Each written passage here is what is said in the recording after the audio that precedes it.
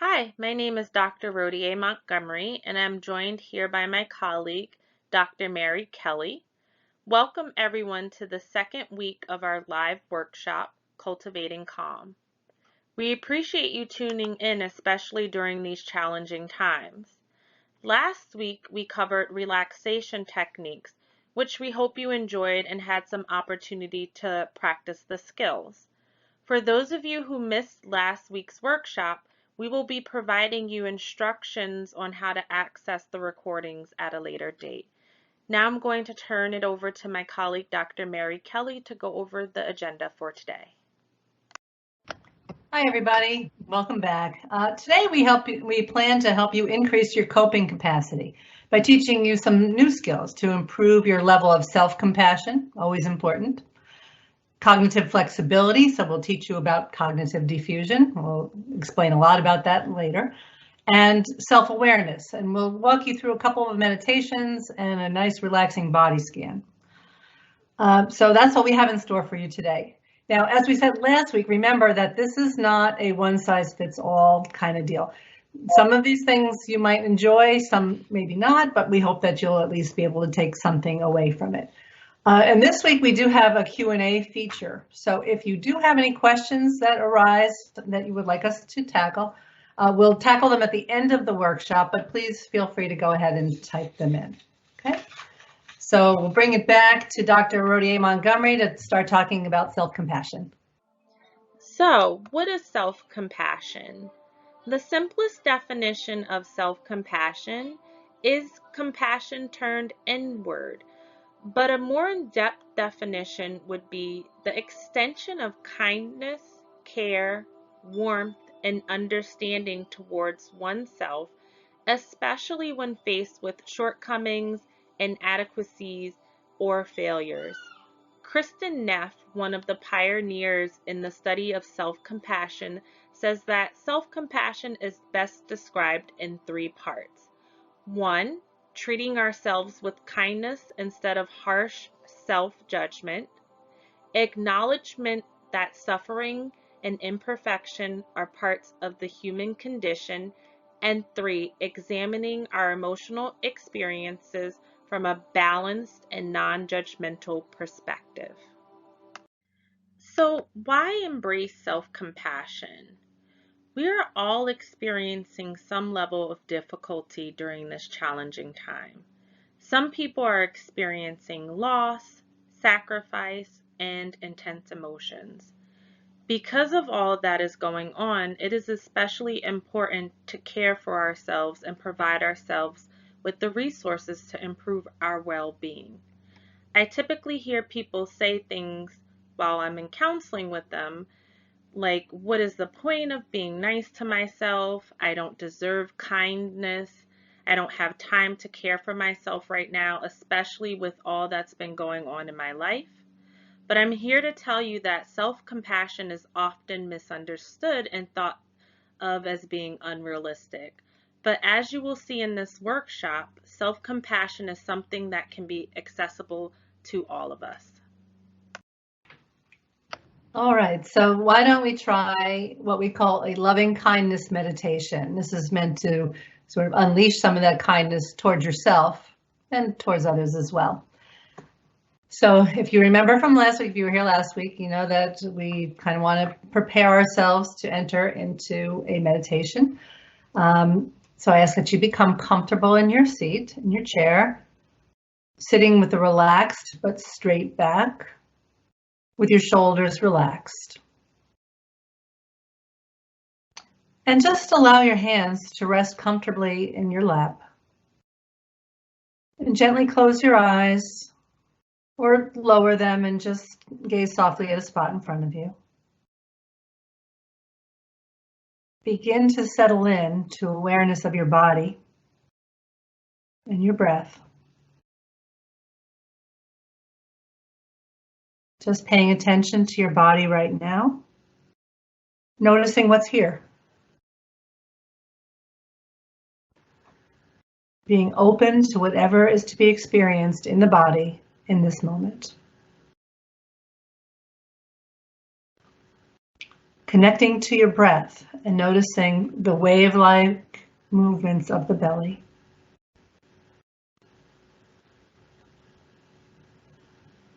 In this practice, we'll be cultivating loving kindness.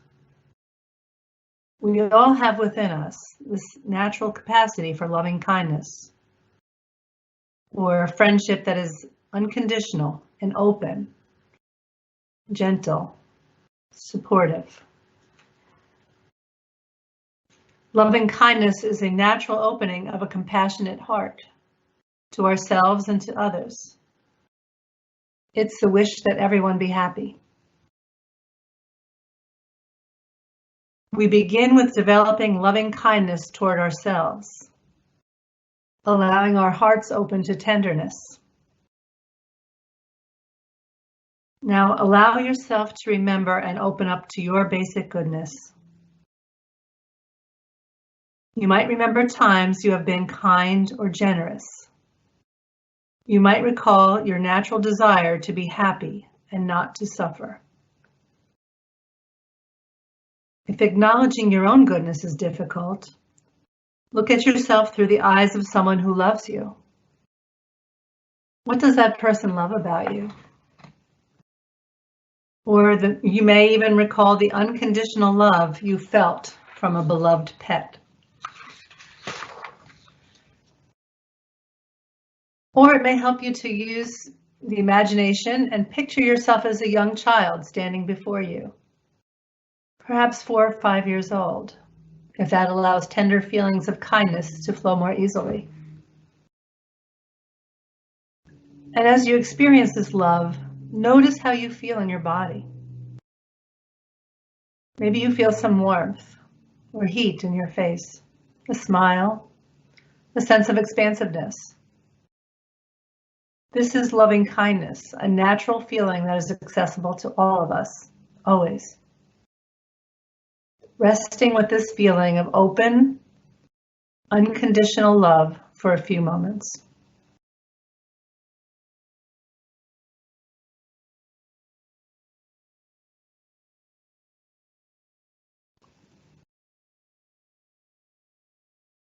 Letting yourself bask in the energy of loving kindness, breathing it in and breathing it out, inviting feelings of peace and acceptance.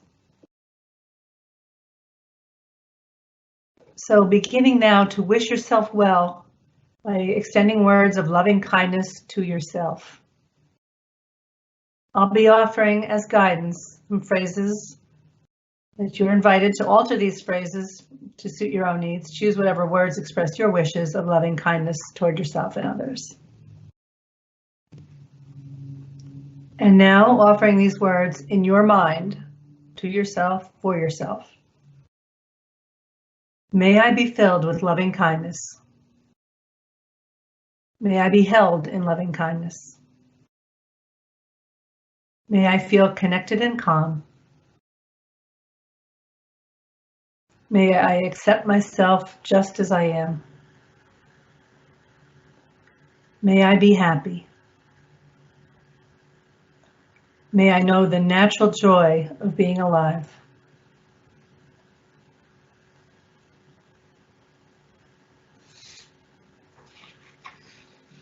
Now you can open the circle of loving kindness by bringing to mind someone who is dear to you, someone whom you care about, has always been supportive. Reflect on this person's basic goodness, sensing what it is in particular that you love about him or her. In your heart, feel your appreciation for this dear one and begin your simple offering. May you be filled with loving kindness. May you be held in loving kindness. May you feel my love now. May you accept yourself just as you are. May you be happy. May you know the natural joy of being alive.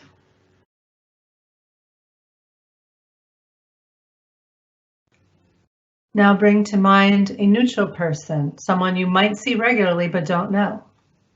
It could be a neighbor, a colleague, a grocery store clerk. Bring this person to mind now and repeat the words of loving kindness. May you be filled with loving kindness. May you be held in loving kindness. May you feel my love now. May you accept yourself just as you are. May you be happy. May you know the natural joy of being alive.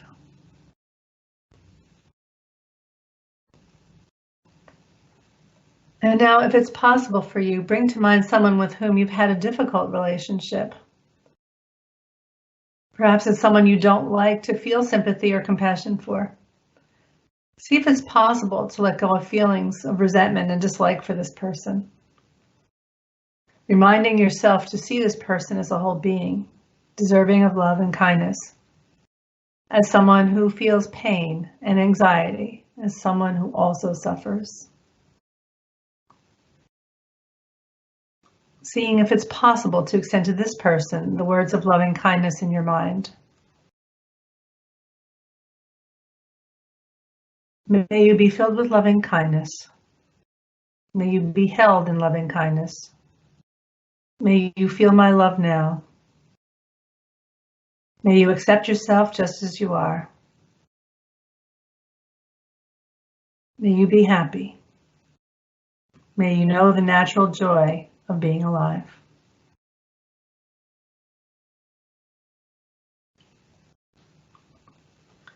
And finally, let's allow our awareness to open out in all directions, to yourself, to a dear one, a neutral person, difficult person, to all beings, to our entire Seton Hall community and beyond, to our state, to the rest of the world, to all the first responders, people who are helping.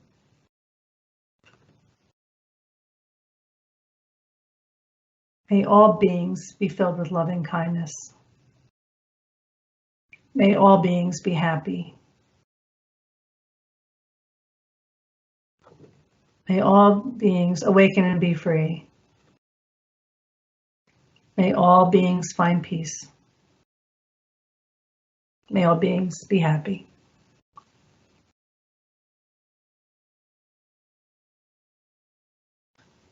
And now bringing this practice to a close by coming back to extend this kindness to yourself. Sitting for a while and basking in the energy of loving kindness that may have been generated here.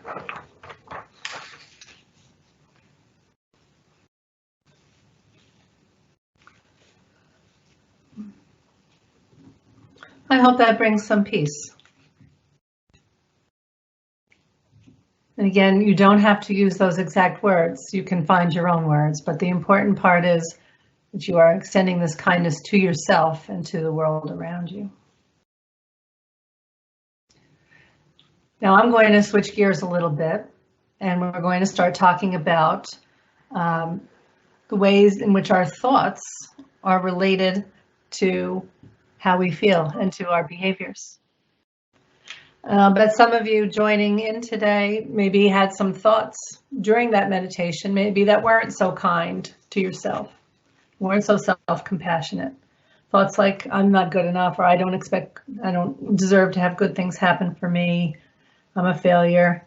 So again, we want to look at the relationship between this type of thinking and our sense of well-being and our behavior. So today, not to get too shrinky with all of you, but we're going to be looking at this through the lens of acceptance and commitment therapy, or ACT, which is a type of cognitive behavioral therapy, which is developed by Stephen Hayes and his colleagues. It teaches us, the overarching goal is to teach us about psychological flexibility. In other words, we learn how to go with the flow and continue to move toward the things that are important to us, the value goals, the values that we hold dear, despite the fact that life ain't always easy and in fact does tend to throw us curveballs. And I'd say we've been thrown pretty much the biggest curveball that any of us can remember in a very, very long time. So I think it's really appropriate. Now, ACT tells us that we tend to over-identify with our thoughts and hold them as the truth, especially during periods of stress and uncertainty when we tend to become a little more rigid in our thinking. In ACT terms, this is called fusing with our thoughts.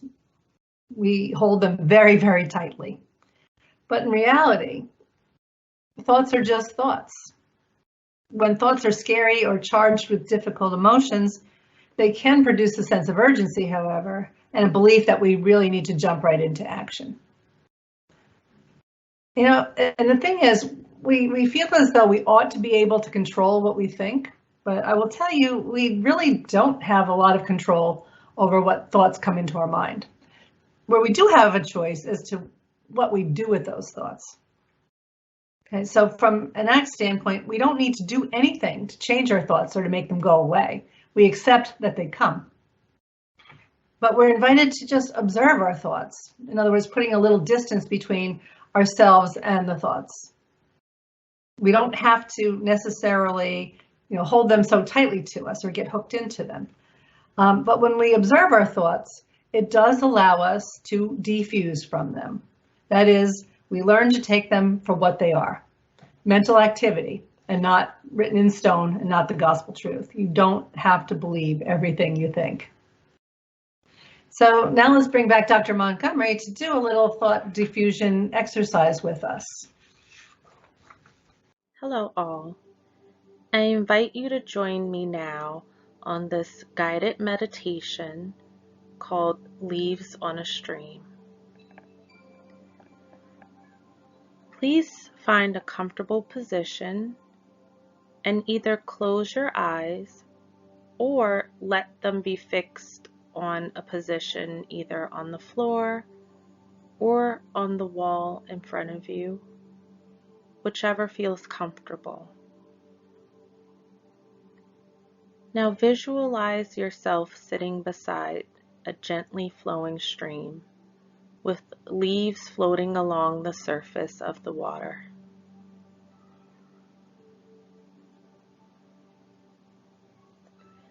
For the next few minutes, take each thought that enters your mind and place it on a leaf, and then let it float by.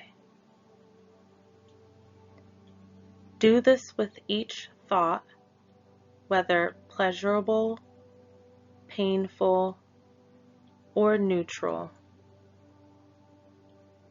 Even if the thought is exciting or joyous, place them on a leaf and let them float by. If your thoughts momentarily stop, continue to watch the stream, because sooner or later your thoughts will start up again.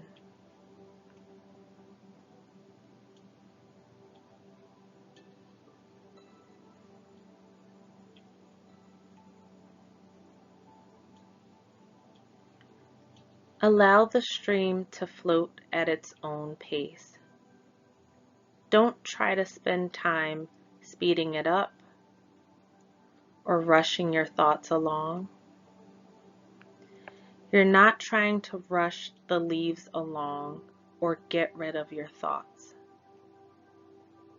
You are allowing them to come and go at their own pace. There is nothing to do right now except sit by the stream and watch the leaves go by.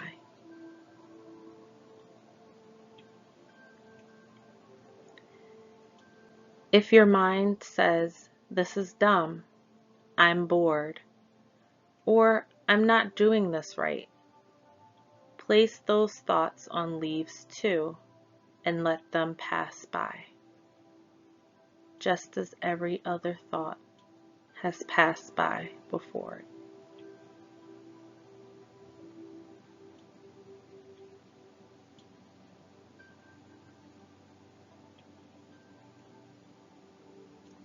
If a difficult or painful feeling arises, or you find the need to shift your body position, just notice the feeling, acknowledge it, and say to yourself, I notice I'm having the feeling of boredom, impatience, frustration, or discomfort.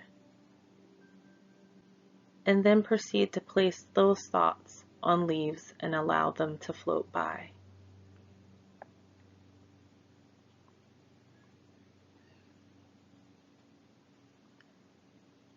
From time to time, your thoughts may hook you and distract you from being fully present in this exercise. This is normal. And as soon as you realize that you've become distracted or sidetracked, gently bring your attention back to the leaves on the stream floating by.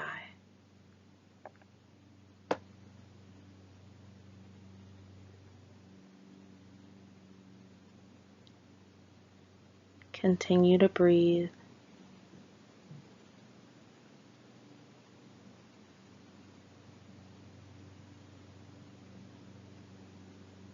And watch your thoughts and feelings float by.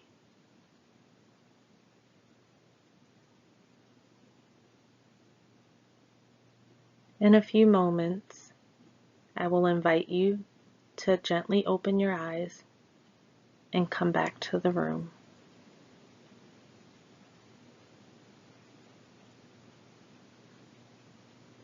You may come back now. Welcome back. Thanks. We did have a little technical difficulty there. We are working on fixing that, so please hang in with us. All right, so I hope that exercise was helpful in seeing how observing your thoughts can help to sort of take away the power that they have to create intense emotions. You're just watching them go by. But it also, I think, serves as a reminder that you don't have control over what thoughts come to you. As the thoughts were coming to you, some were happy, some were sad, and so forth. So now I'd like to introduce a tool that you can use to decide what to do with those thoughts. Because remember, we have no control over what comes to us, but we have control over what we do with it. So Dr. Russ Harris, who is a practitioner of ACT and who has written a lot of books on ACT, and he does a lot of training on ACT, has created this tool called the choice point. And I hope you can see that on your screen right now. Can you see the choice point? Okay. So the choice point is a way of making decisions. First, it asks us to identify what our goals or values are, what is really important to us in our life. And it helps us to dimensionalize when we get to a choice point. In other words, at a point where you have to make a decision whether you are going to, what in your behavior based on what situation that's occurring, you decide whether you want to take moves toward or away what your values are. So it's a very simple little diagram, not much to it, right? Let me give you an example. Let's say for a person who has some social anxiety, which a lot of people have social anxiety. It's a pretty common thing. Now, if you look in the left side of your screen, you'll see that maybe this person who has some social anxiety at the same time values having meaningful relationships or would like to have meaningful relationships. So that's the value. Okay, so the choice point comes the bottom of the intersection of the two arrows, the towards and the away. Let's say this person receives an invitation to a party. Now the person has to decide, am I going to go to the party or not? The invitation comes and the person who has social anxiety automatically has the thought of something like, I'm socially inept. Again, this thought is not something that you have bidden to come to you, it just comes. I'm socially inept. Now, depending upon how hooked into that thought you are, or how fused you are with that thought, if you really believe that thought, that it seems like the truth to you, I am socially inept, you would likely do something or be pulled to do something that would take you away from your goal of having meaningful relationships. You would likely make an excuse not to go. And what would happen is, in the very short term, you would experience relief, right? Because when you get the invitation, the thought comes, I'm socially inept. That causes, maybe some anxiety, maybe a knot in your stomach, like, oh no. So the minute you make that excuse, decide that you're not going to go, you get relief. So it's very compelling, very reinforcing.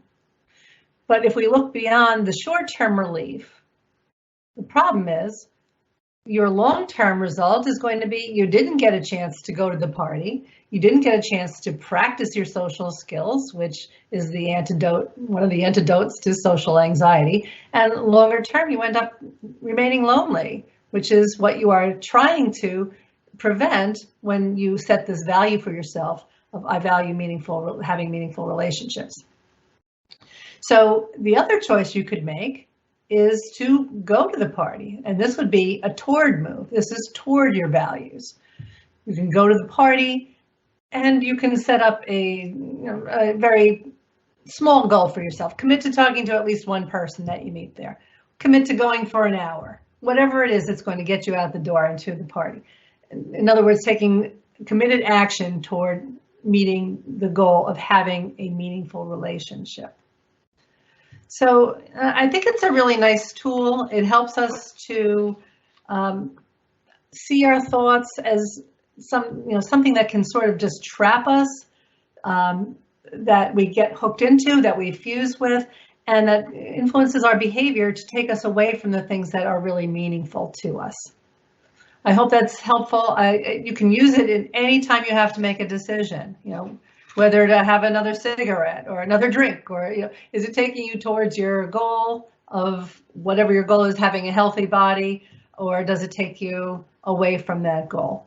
So, all right. So that's all I have to say about the choice point. Handy tool, right? So now I'm going to turn it back over to Dr. Montgomery, and we have one more meditation for you to do today. Hello, everyone. So because we're having a little bit of technical difficulty, I've turned my camera off, but I would like to walk you through what's called a body scan. So we talked about the goal of bringing more awareness into your life, and this awareness will help you to cope better with things. Also, the body scan allows for you to soothe yourself if needed. It allows for you to notice what tension you might be feeling in order for you to find ways to better relax and cope. So to begin this, I would like for you to get into a comfortable position and just bring your attention to your body. Lower your eyes or close them, whichever one feels most comfortable to you. And just notice your body's current position. Whether you are seated or laying down, just feel the weight of your body in the chair or on the floor.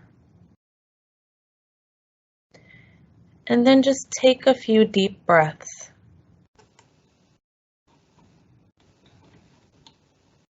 As you take deep breaths, bring in more oxygen. As you exhale, embrace a sense of relaxing more deeply. Notice your feet on the floor. Notice the sensations of your feet touching the floor. The weight and pressure, vibration and heat. Notice your legs against the chair. Pressure, pulsing, heaviness. or lightness. And just continue to breathe as you notice your back against the chair. Is it soft? Is it firm?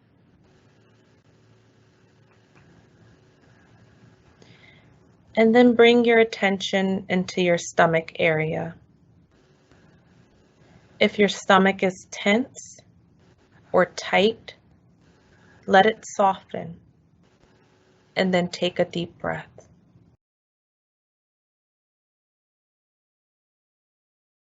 Notice your hands. Are your hands tense or tight? See if you can allow them to soften too. Notice your arms.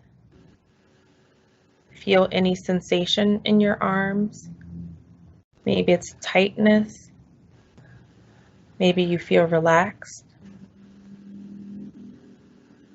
But either way, let your shoulders be soft too. So relax your shoulders. Notice your neck and throat. Let them be soft. And try to relax them. Relax your jaw. Let your face and facial muscles be soft. And just continue to breathe as you relax.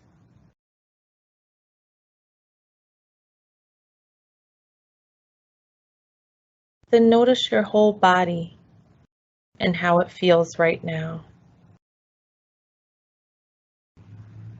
You may be feeling relaxed and less tense.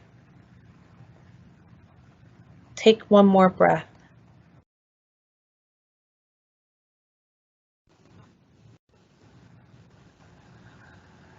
And just sit, bringing awareness to your entire body.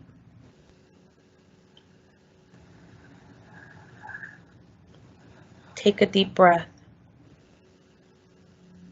And when you are ready, gently open your eyes and come back to the room. Welcome back, everyone. You can use this body scan, like I said, to look for tension or tiredness in the body. It can give you some cues as to how you're feeling. Some people even ask themselves during the body scan if they're feeling a certain emotion. It's pretty versatile. Some people feel relaxed, and as a result, they use this right before bed if they're having trouble sleeping. So just keep this in mind, and like we said, everything won't be for everyone, but we hope that you practiced it and that you would at least consider it as being one of your tools for coping. So I'm going to move on and turn it over to Dr. Mary Kelly so that she can talk about our services at CAPS.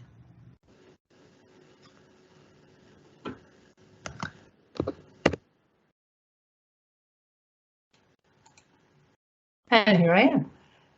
Okay, let me just share a graphic with you here. Want to show you our phone number. This is how you can reach us at Counseling and Psychological Services. Should you need support or referral, we are there for you. So give us a call if you need additional support, 973-761-9500.